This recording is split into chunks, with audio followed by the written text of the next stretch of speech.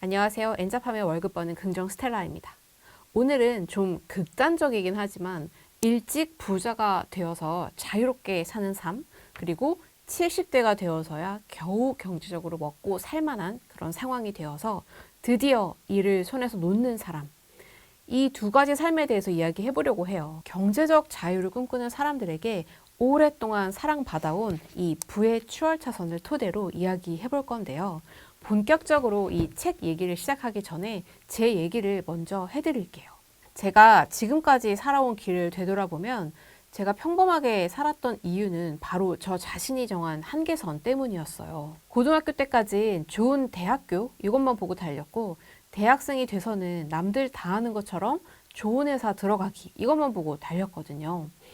대학교 때 좋은 회사만 들어가면 이제 끝인 줄 알았어요. 지금 와서 생각해보면 그때 미리 그 좋은 직장의 평균 연봉은 얼마이고, 그래서 한 달에 얼마 벌고 서울 아파트 값은 얼마라서 50년 동안 꼬박 월급을 모아야 살까 말까 하다라는 걸 깨달았다라면 제 인생은 좀 달라졌을까요? 사람은 그렇게 바로 눈앞에 닥친 것만 보게 되나 봐요. 그렇게 이제 끝일 것만 같았던 이 좋은 회사에 들어가고 나서 사실 진짜 시련과 도전이 시작됐습니다. 제가 고등학교 시절까지 보내던 고향 집을 뒤로 하고 서울에 와서 처음 살았던 곳은 서울 강북구에 있는 어떤 빌라의 반지하 방이었어요. 그 전까진 집값이라는 개념을 몰랐었는데 서울에 와서 직접 생활비를 벌고 학교를 다니다 보니 이 집이란 곳이 부의 척도라는 게 뼈저리게 와닿았습니다. 과외하러 서울 이쪽 끝에서 저쪽 끝까지 지하철 버스 타고 다니다 보니까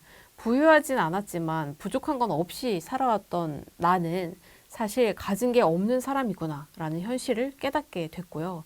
그때부터 서울의 아파트 한 채, 이게 제 꿈이 되기도 했었습니다. 대학교 때 그 꿈을 향해 본격적으로 달렸더라면 저는 직장인이라는 선택지를 버리고 사업가가 되었을까? 가끔 생각해 보곤 하는데 아마도 제 선택지는 똑같았을 것 같긴 합니다. 나름 실패 가능성이 적은 선택을 해야 했고, 아마 열심히 노력해서 좋은 회사에 들어가겠다라는 이 목표를 쉽게 버리지는 못했을 것 같아요. 근데 아이러니하게도 노력 끝에 나름 좋다는 회사 들어갔는데 입사 후에 딱 3개월 만에 본능적으로 평생 잘 먹고 잘 살려면 회사만 다닌다고 되는 게 아니겠구나, 이걸 깨닫고 그때 다른 길을 좀 모색하기도 했었습니다. 아마 지금의 깨달음이 그때 있었더라면 그 다른 길들을 모색하면서 과감하게 회사를 그만두고 이 다른 길로 가열차게 달려나갔을 텐데, 그때 저는 너무 쇼핑하고 놀러 다니는 게 좋았어요. 놀려면 꼬박꼬박 회사에서 주는 월급이 필요한데 회사를 그만두면 쇼핑하고 놀 돈이 없으니까 회사 다니면서 천천히 알아보자 라는 게 서서히 희미해져 갔고, 6, 7년 정도는 별 생각 없이 회사만 다닌 것 같아요. 그리고 30대 초반이 됐고요. 그러고 나니까 이제 나도 슬슬 서울에 내 집 한 채 있어야 되는 거 아닌가? 이대로 살다가 내가 집 한 칸 마련할 수 있을까? 월급 모아서 집 사고 노후 자금도 마련하고 이게 다 가능한 얘기인가?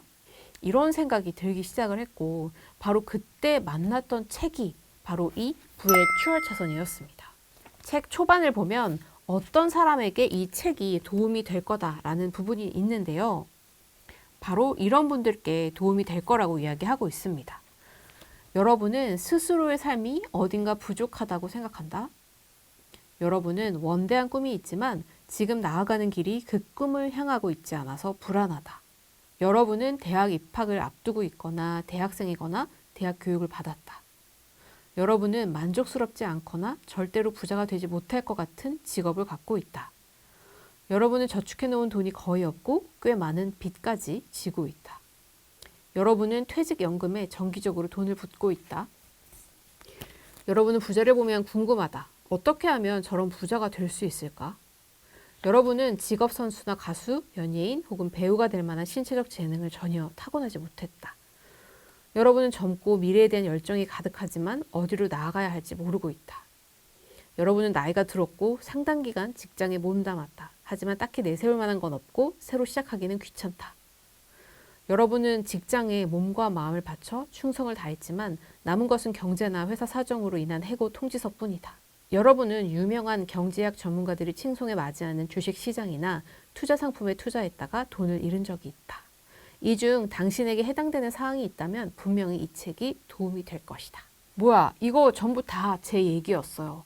사실 전 그 전까지 자기계발이니 뭐 부자 되는 책이니 이런 종류의 책들은 별로 좋아하지 않았고 오히려 거부감이 있었는데요. 이 책을 골랐던 이유는 그때 제가 정말 절실했기 때문입니다.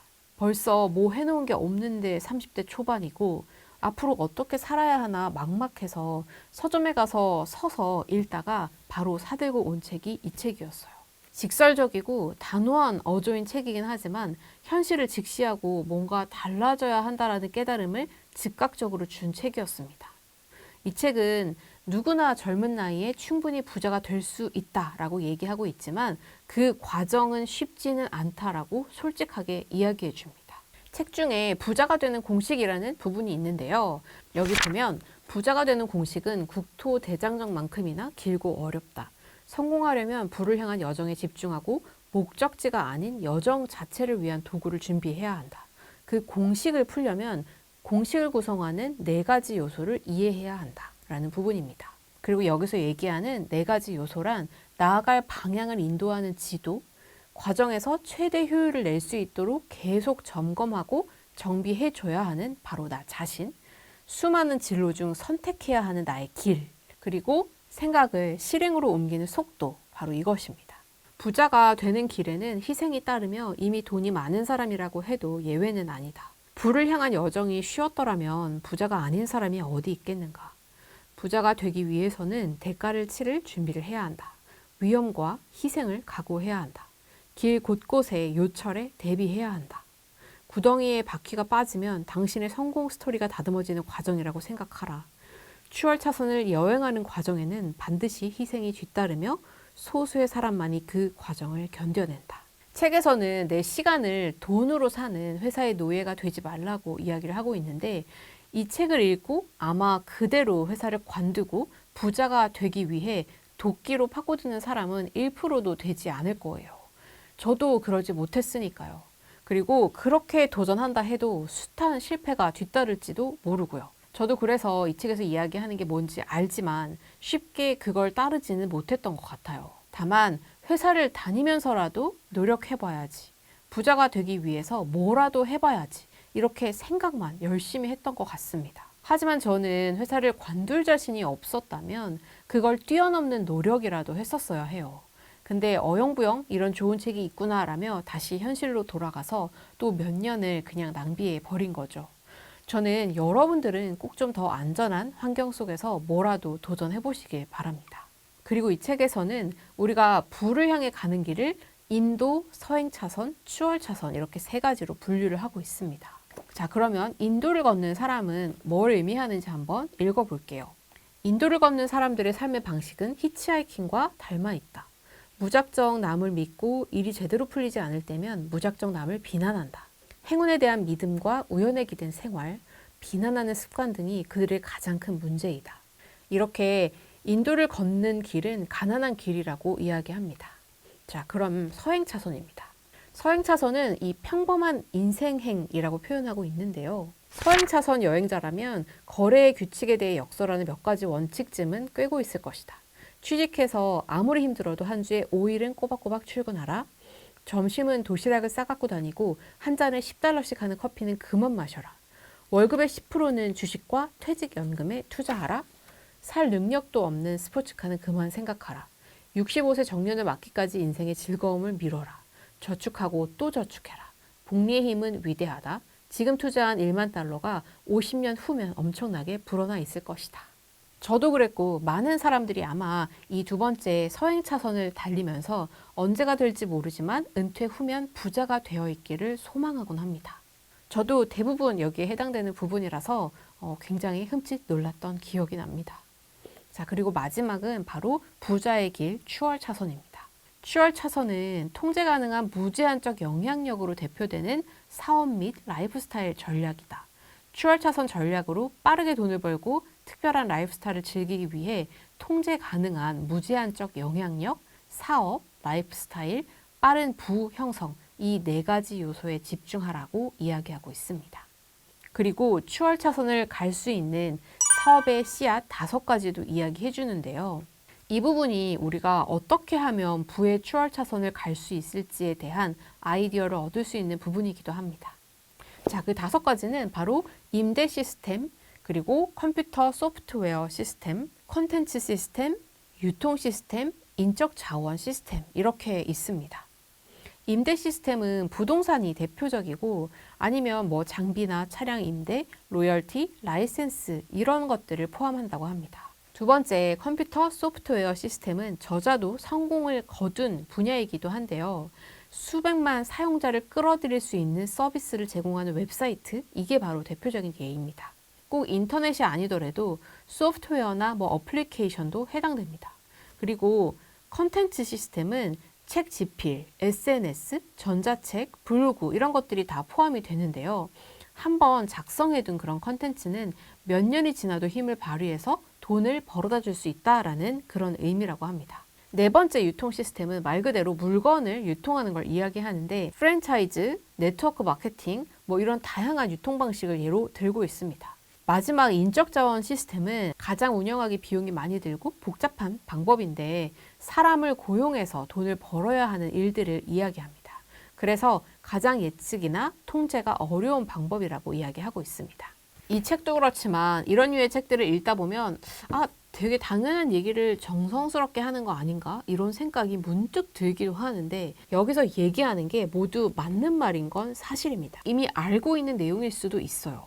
하지만 읽으니까 알고 있던 사실이라고 인식하는 거지 읽지 않았다면 여전히 인식하지 못한 채 그저 그렇게 그냥 살아갈지 모릅니다. 이게 바로 이런 책들을 읽고 계속 인식하고 상기하는 이유이기도 해요. 아마 부자가 된 사람, 이미 목표에 도달한 사람이라면 이 책을 읽지 않을지도 모릅니다. 하지만 지금 이대로 살면 안 되겠다. 그런 위기감을 느끼고 있는 사람들이라면 이 책을 읽고 내가 지금까지 살아온 것들 중에서 어떤 생각과 행동을 개선해 나가야 할지, 그리고 어떤 도전을 해야 이 부의 추월 차선에 도달할 수 있을지 느껴보는 것도 좋을 것 같다라는 생각이 듭니다. 저도 요즘 고민이 좀 많던 차에 다시 한번 이 책을 정독하고 달려나가 봐야겠다 이런 의지를 다져보게 됐거든요. 저는 좋다고 손꼽히는 자기계발서나 부자 되기 책들 이런 책들을 모두 다 보유하는 건 아니지만 이 책은 책장에 넣어두고 답답할 때마다 꺼내 읽곤 하는데요. 기회가 되신다면 도서관에서라도 한번 빌려서 읽어보시면 좋을 것 같아요. 오늘 영상은 이렇게 부의 추월차선이란 책을 가지고 한번 이야기를 해봤는데요. 영상이 도움되셨다면 구독, 좋아요, 알림 설정까지. 저는 다음 영상으로 찾아뵐게요.